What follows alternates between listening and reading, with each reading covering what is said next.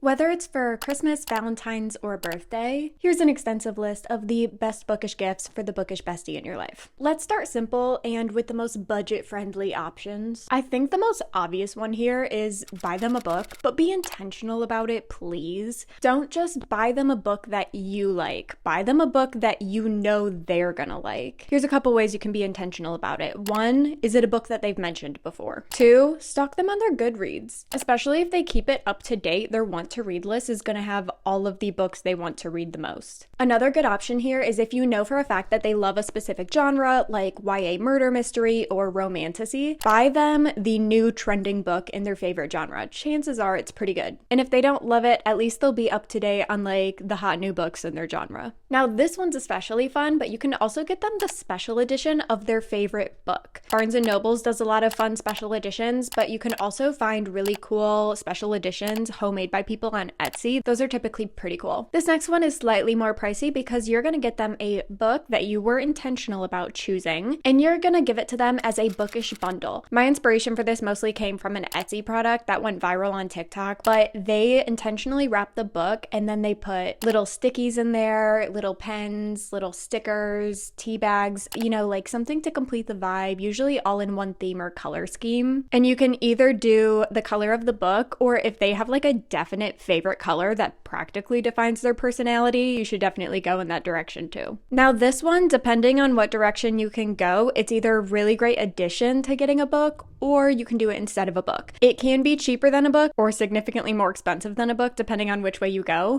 but that is bookish merch. If they have a Kindle, you can get them stickers for that. You can get them mugs, bookmarks, posters, art, pins if they collect pins, book sleeves to keep their books protected if they're always on the go and always traveling, coloring books related to their favorite books, and of course, fun puzzle type books or just a straight up puzzle. Also under merch, you can get them themed clothing. I would encourage you to think outside of graphic t-shirts, unless that's totally their vibe, then totally go in that direction, but try to get them something more like subtle that only they and fans of the book would know that it's like fandom merch. For example, I think the Common Room shop does an amazing job at this. You should totally check out her website. Not an ad, just a big fan. She has a lot of really cool stuff for ACOTAR, Throne of Glass, Harry Potter, and Percy Jackson, and even some classics like Little Women. I know this top is like #1 on my Christmas wish list right now. I swear half of my Christmas wish list is like all of her stuff. The next one is replicas. This only works for specific fandoms. I think the most obvious example of this is if they're a Harry Potter fan, you would get them like a wand. So if you know their favorite book series or book and there's a specific artifact that's very symbolic in the series, if you can find that for them to like put on their bookshelf or on their desk, that would be pretty cool. Or even like a stuffed animal of their favorite bookish character. Last one is jewelry symbolic of their favorite books. Some obvious ones are like Hermione's Time Turner necklace, but there's also way more subtle types of jewelry that you can find all over Etsy. Now some really good options if you're willing to spend a pretty penny on your buddies. One is book bouquets. Maybe this could be an entire series or a couple different books in their favorite genre. This one's all really about presentation, so you can find lots of YouTube videos on how to assemble book bouquets. I've seen a lot of like boyfriends get these for their girlfriends for Valentine's Day, and it is such a cute idea. Next, in a risky one,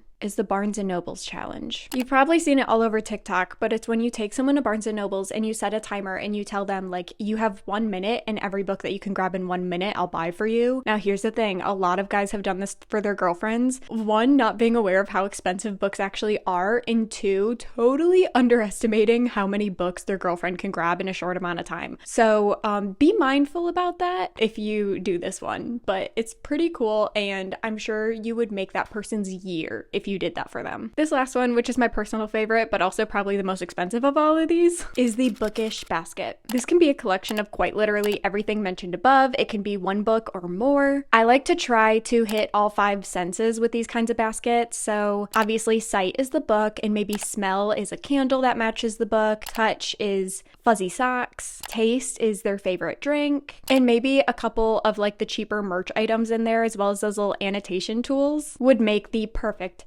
Bookish basket. It really helps if you stick to one fandom or one theme or even like a color scheme. But in the end, it's not always about the presentation, it's about the heart that goes into the gift. I hope this helps you spoil all your bookish besties in your life or improves your Christmas wish list. I hope you enjoyed this episode of Bookmas. Definitely subscribe and stick around so you can see every single video that I post from December 1st to December 25th. And of course, you can check out my Bookmas playlist and get caught up if you aren't already.